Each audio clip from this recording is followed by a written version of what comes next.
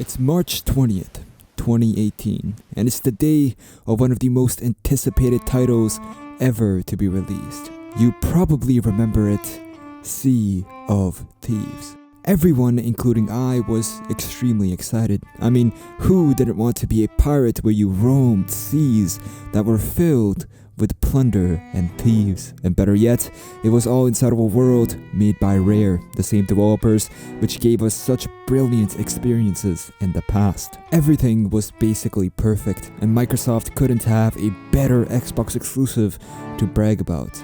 Until, of course, its release, which I think we all remember how it went. Joe, where is the content? I don't see it. The story. Am I looking at this wrong? Enemies besides skeletons. I see skeletons and skeletons. More skeletons. And more goddamn skeletons. You don't it up. You don't it up. The game lacked basic content, and most importantly, it was empty. There was nothing to do in it. Every island looked the same, every quest was the same, and soon after all the anger was unleashed on social media, the game was buried deep underneath to lie as a failure everyone would remember. Or was it? I can't believe it, but it's been well over 4 years since the release of Sea of Thieves. And I've been playing it here and there over those years, but it's just until recently I've genuinely dedicated time to its vast ocean to see if it has really got any better since launch. And I've got to say, Rare have not only done a fabulous job of redeeming Sea of Thieves and turning it into such a unique game, but they've also shown that live service for video games can sometimes actually work. This is my review for Sea of Thieves.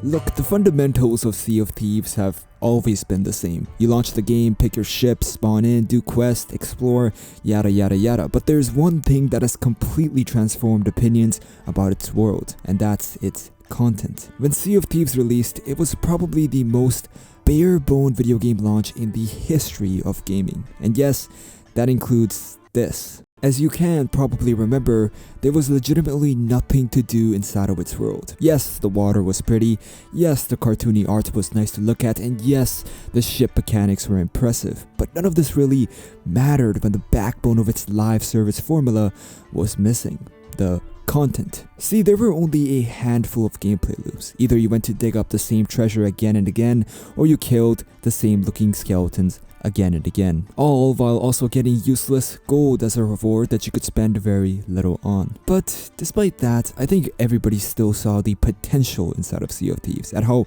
brilliant its world could be if it just had more substance to build on its excellent foundations. And for once inside of gaming, that actually happened. Today, Rare has pushed out over 36 huge content updates. Yes, 36, and these are not just minuscule bug fixes, but rather full-blown expansions, adding huge things to the game. There's new gameplay loops like Tall Tales, which are extremely fun mini-stories to go through and complete. There's new trading companies like the Reapers, adding more PvP content that was very much needed. There's been a whole entire expansion inside of the map, adding a completely different location, while also including new types of quests, treasure, enemies. Hell, the game even got a whole good 6-hour-long campaign Tall Tale that was about Disney's Jack Sparrow, which is crazy. And I'm not even mentioning the amount of ship cosmetics that have been added through the years. There's been hundreds upon hundreds of ways to not only customize your ship, but also your character. It's completely mental at how strongly Rare has stayed beside the game and how well they've grown it along with the now flourishing community. But as much as I love the amount of dedication the developers have shown by adding so much content, I also love the fact even more that they haven't abandoned Sea of Thieves' beautiful and unique foundations for the now generic and repetitive garbage that the gaming industry has turned towards. Now, you've probably seen the Skull and Bones trailer from Ubisoft, and I think we can all agree that it's definitely not the best. The gameplay seems shallow, the whole glued on your ship idea seems horrible, and most importantly, it's the same generic point-to-point, marker-to-marker garbage that the gaming industry has been plagued by. See, Sea of Thieves mission design is one of its best aspects. You don't just pick up some quest where the game gives you a clear indicator on your screen exactly where to sail, but rather it gives you clues and points for you to go and explore yourself. Sometimes you solve riddles, sometimes you need to assess and for once actually think about your position inside of the map. Sometimes you need to read a book, and sometimes you need to use your own imagination to drive the game forward. This is what I really love about Sea of Thieves and how well it has upheld this value. And by filling in the content requirement the game was missing at its launch, it's pretty much made Sea of Thieves a very memorable experience, especially for me.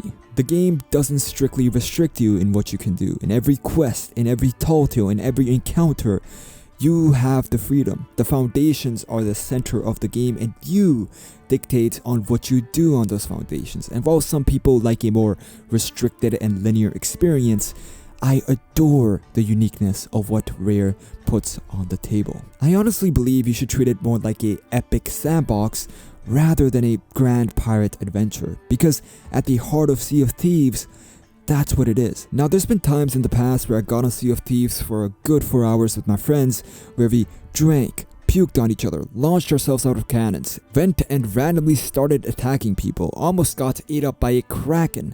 And well, all that is fun. After we exited Sea of Thieves, we didn't boot it up for another 6 months, because we knew that's all the game had to offer in the end, the excellent foundations. But today, there's actual meaningful content to grind towards. There's actual stories to see, epic ship battles to fight that are much more built upon. And it's brought both the aspects, the existing silliness side of Sea of Thieves, like screaming and running away from megalodons, and the more content side of the game, which has been extremely developed on throughout the years, together, and made it into a very fulfilling and complete experience. Now, if you're a person who is going solo into the game, I believe that's a very big mistake, because not only will you be missing out on one of the most core aspects of Sea of Thieves, the socialization, but you will also not be able to take advantage of the foundations that have been put in place. You'll just fall into an endless grind for cosmetics and money, and while those things are nice to collect and equip,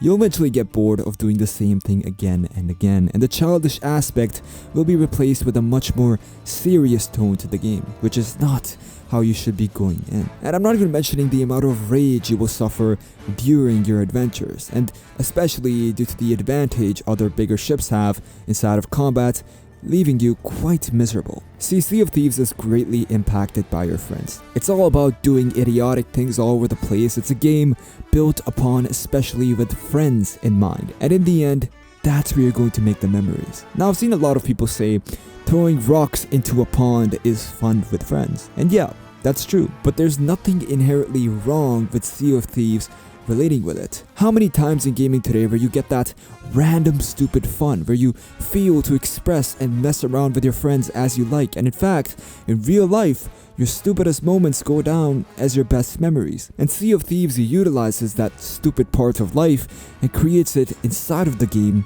with your friends. And I'm there for every single moment of it. Sea of Thieves was always a brilliant experience at first impression. I remember playing it in 2018, and for the first 2 hours, the game blew me away. Until, of course, the realization of how empty its world came to be. But today that's changed, and Rare have genuinely done such a great job from turning this empty, lifeless wasteland of a world to such a thriving and immersive experience that's only going to continue improving and become better and better. With no sign of slowing down in content updates, Rare's finally capitalizing on the promise of the live service model for once. And along with the game getting bigger, its community is also getting bigger and bigger, with more and more players coming and settling into its world. But the thing is, Rare is the one who released this empty wasteland in the first place. And while I'm not going to sit here and justify Rare releasing a clearly unfinished game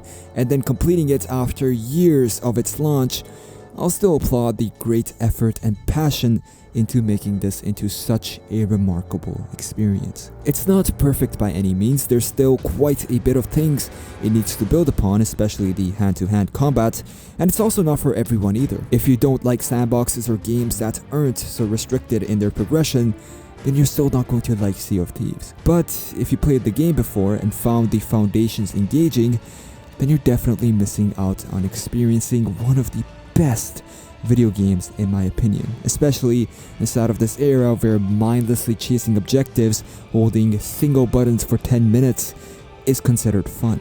But anyways, I put a lot of effort into these videos, and if you could subscribe and like, it will help me to continue this journey on YouTube I've started, all while you focus on the journey you sail in the vast and now meaningful oceans of Sea of Thieves.